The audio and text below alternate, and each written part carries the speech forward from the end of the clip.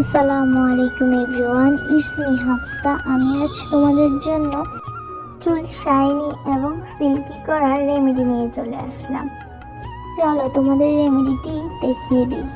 2-3 চামচ তিসি নিবে।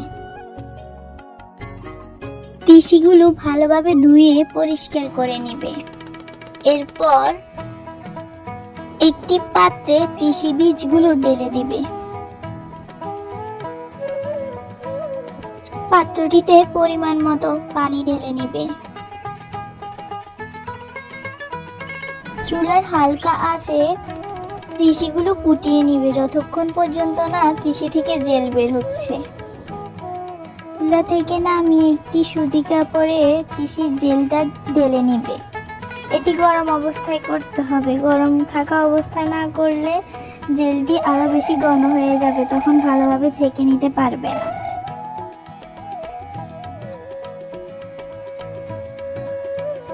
এরপর এখানে 2 চামচ অ্যালোভেরা জেল দিবে। এখানে ভিটামিন ই ক্যাপসুল দিতে হবে এবং কাস্টার অয়েল কয়েক ফোঁটা দিতে হবে।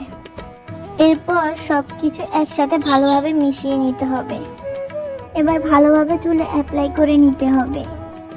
অ্যাপ্লাই 30 থেকে 40 মিনিট পর শ্যাম্পু দিয়ে ভালোভাবে ধুয়ে ফেলতে হবে।